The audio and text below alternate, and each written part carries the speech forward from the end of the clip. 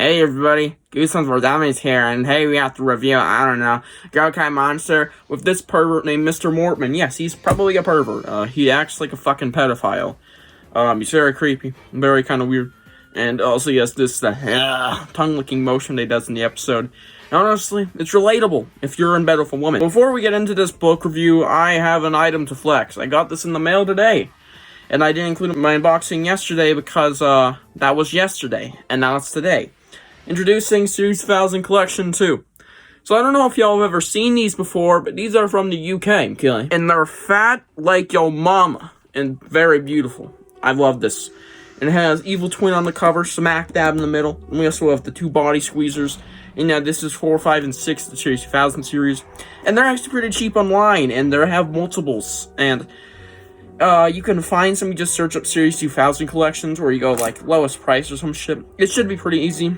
And if you just need some listings, I'll send you, like, some links to some that I found, because, yeah, these things are selling, very slowly, so, yeah. And none of them are Indians, don't worry. They don't make Indians of UK copies. But, anyways, let's move on. Girl Cried Monster. This book is a very, very popular one. It hasn't been reprinted, though. Not once, I believe, besides the 2000s. It hasn't been in a Retcherton, nor has it gotten a classic reprint, which is really weird for being a very popular one, and now being used in the new board game, so they gotta get on that. Though I kinda get why they don't reprint this one. Let's get into the review. Enough of her! Ooh, damn. She's telling the truth, but no one believes her!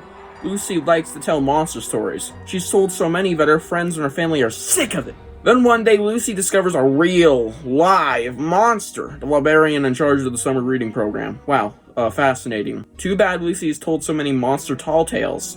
Too bad no one believes a word she says. Too bad the monster knows who she is, and is coming after her next.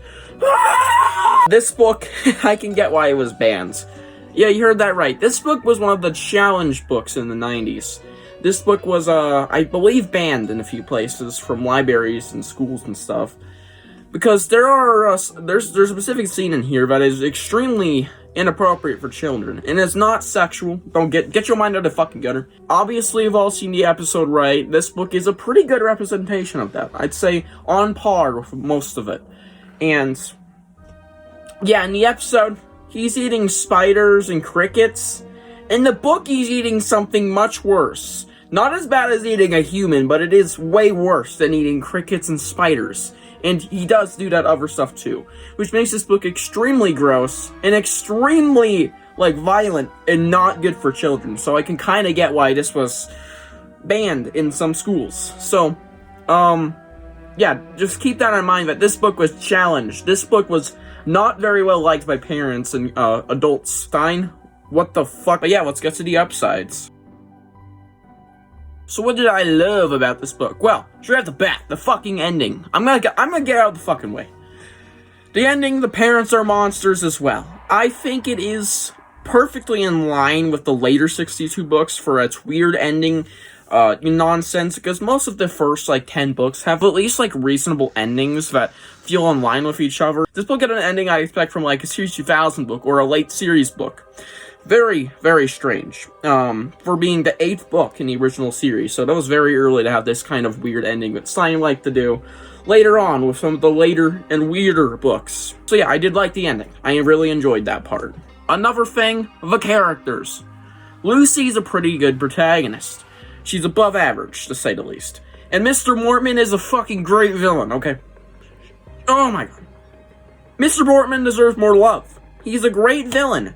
And I'm glad that he is very popular amongst the community, because he's one of the more talked about villains, unlike some villains some of the characters seen in Shocker on Shock Street, the mummies that aren't Prince Carew, like Aerogatus, the Phantom of the Auditorium, and many more. This guy's fairly popular, and yeah, I can see why. He's a pretty gross and pretty awesome villain. And he also has a great personality when he's in this monster form, because one of the ways she gets away from him is because he's a super, stubborn librarian, and he's always looking after his place, so when she fucks around and file drawers running from him, when he's in his monster form, she just throws shit out, and he's like, oh shit, I gotta clean this up now! It's hilarious, because you can see his librarian side poking through. He may be a monster, but he's still a librarian. I think that's a quote directly from this book, so I like that. That was pretty neat. Stine's blend of funny and scary worked well here, because we don't see a lot of funny when there's scary, but we don't see a lot of scary when there's funny. So we gotta see a bit of that in this book. So that's pretty awesome. Another thing I want to mention is basically every moment in this book, like all the scenes, are pretty iconic. The scene where she's looking for the window, and he's behind the fish tank. You probably can't see her because it's all distorted, or he's looking at a fish, not really paying attention to her. Some of the scenes in the library when she's watching him turn into his monster form. The scene at the house where he follows her home. Very fucking creepy and makes him look like a pedophile. Anyways, all of those scenes are iconic. Every scene in this book is, like, very memorable and very creepy. Speaking of creepy, this book was scary. That's something not a lot of Goosebumps books have, but this book had some genuine intensity to it. Mr. Mormon was an actually threatening villain because he knew where Lucy lived, who she was, and that she knew his secret. Pretty scary. Until the end, of course, but still, the ending's great. Actually frightening. Like, it's not like, oh, monster spawned in the woods, he doesn't know who I am or where I live. This motherfucker knows her, personally. And yeah, those are my upsides for this book. Those are the main, like, 4. Everything else is pretty just, whatever. We're okay. Not really worth mentioning. We're just getting out the big ones. Now to the issues with the book.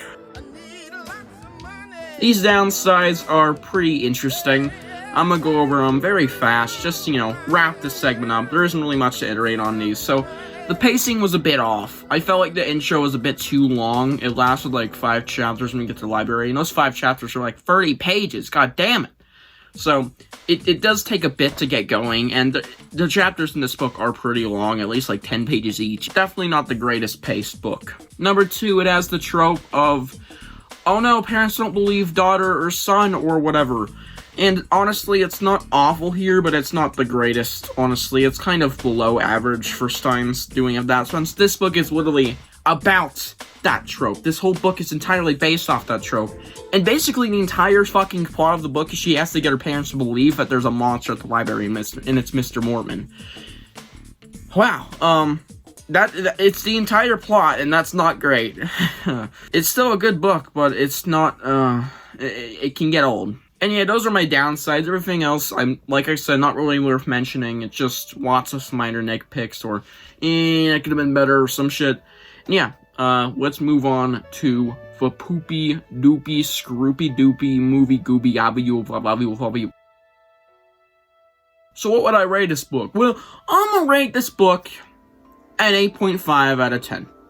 A very liked one for a lot of good reasons, and I can see why this one was banned back in the day for the turtle scene. Baby turtles! And I honestly just really loved all the scenes where he's eating creatures. It's pretty gross, so once again adding to the scare factor, this book that is not comforting.